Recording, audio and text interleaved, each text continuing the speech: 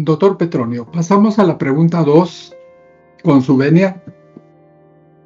2. Defina brevemente la teoría de la unión del doctor Rodolfo Limás en los campos magnéticos pulsantes emitidos por el tálamo.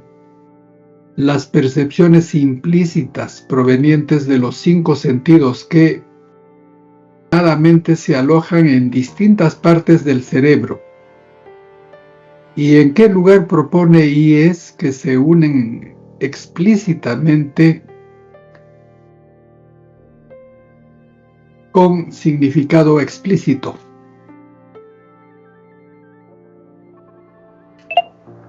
Bueno, yo creo que esa parte es prácticamente la anatomía que nos enseñan a casi todos nosotros, a todos los médicos nos enseñan.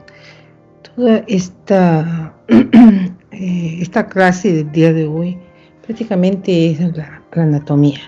Sabemos qué cosa nos va a decir el tálamo, el hipotálamo.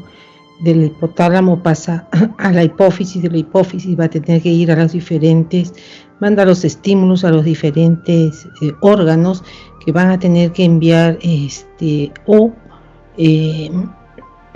las hormonas.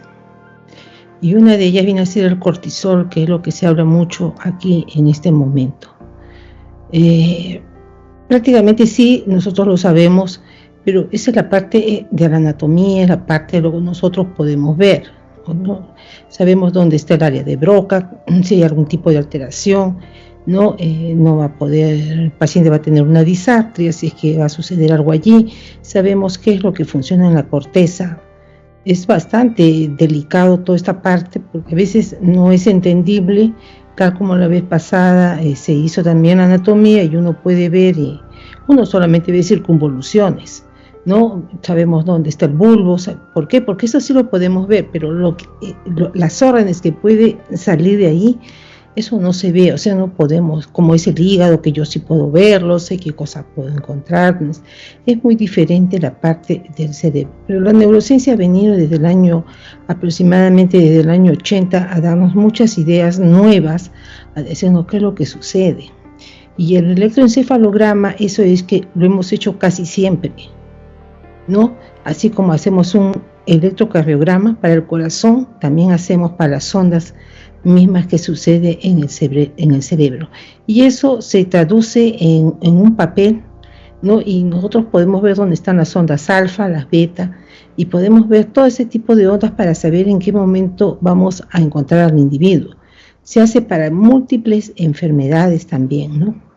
Algún tipo de alteración que haya en el cerebro, esa viene a ser la traducción que nosotros podemos leer.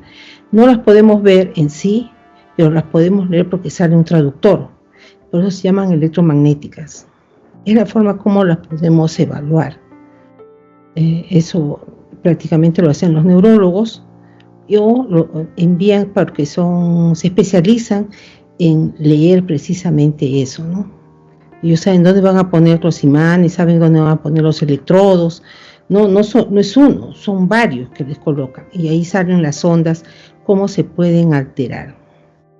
Es algo que nosotros vemos cotidianamente para saber cómo está el paciente, ¿no? Por eso que hablan mucho de lo que viene a ser la muerte cerebral, porque si ya no hay estas ondas, entonces hay muerte cerebral, lo declaran muerto al individuo, ¿no? Así el corazón todavía le siga latiendo, ¿no?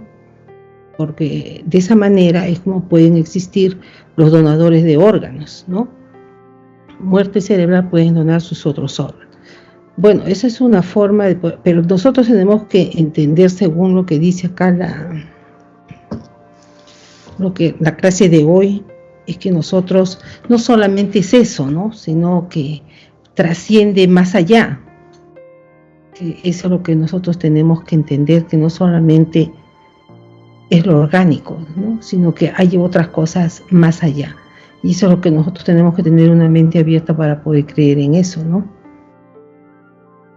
Ahora, eso, lo que ha escrito Janet, eso lo sabemos, ¿no? O sea, claro, él lo ha explicado en sus palabras, pero eso nosotros nos los enseñan ya desde el momento que hacemos la medicina. Por eso es nuevo, claro, porque de repente hay otras profesiones, otras personas aquí dentro de lo que estamos estudiando y lo entendemos así, vemos que es otro mundo, ¿no? La mente es otro mundo, el cerebro es otro mundo. Pero bueno, para mí, no sé, hay otros médicos ahí también, ellos ya conocemos esa parte, la podemos entender cuando el maestro habla, lo entendemos y le hacemos el seguimiento y no nos podemos perder, pero a veces eso, ¿no? Por eso digo, a veces hay cosas que uno no sabe, tiene que leerlas 2, 3, 4 veces para poder entender. Bueno, no sé qué les parece a ustedes eso. Hasta ahí nomás. Ok, muchísimas gracias, doctora Adamarina Chávez Gil.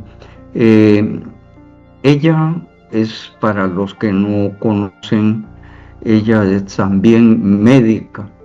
Entonces nos ha dado una magnífica exposición de su saber como médica, de su experiencia con respecto a toda la parte del cerebro que la neurociencia le debe haber enseñado en medicina y que en su experiencia lo ha podido captar.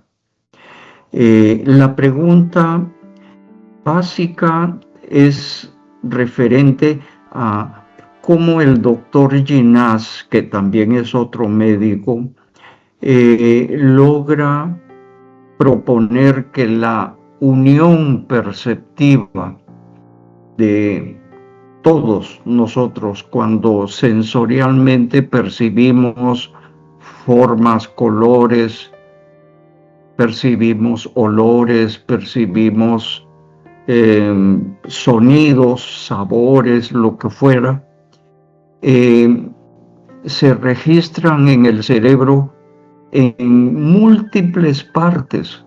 Incluso lo que vemos también se registra en múltiples partes. Entonces, neurológicamente se busca resolver el problema de la unión, de cómo todas esas múltiples partes implícitamente se complican mucho para poder unir todo en un solo concepto perceptivo de los 5 sentidos. Y es allí donde él trabaja diciendo que se unen a través de los circuitos magnéticos del tálamo, que en su emisión magnética puede leer las emisiones electrotónicas de las diferentes partes del cerebro y finalmente se unen para dar un concepto explícito. O sea, el problema de la teoría del doctor Ginás se resuelve para explicar cómo se unen las diferentes percepciones. Y obviamente él concluye que esta unión permite establecer un significado explícito, ya no implícito. Y cuando le preguntan ¿y dónde es que está ese significado o esa organización, en dónde, en qué parte, quién lo hace? Él dice, no está en ningún lugar del cerebro ni del cuerpo. Eso está en un lugar que ni siquiera puedo yo saber, pero que yo le puedo llamar gran efector.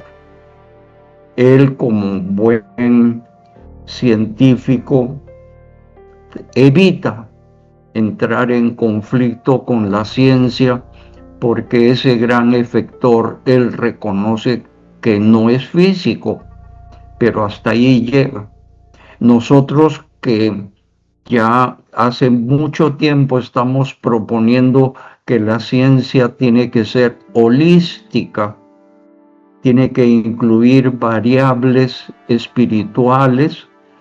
No tenemos ningún problema en decir ese gran efector es el espíritu, que contiene la mente que genera la conciencia.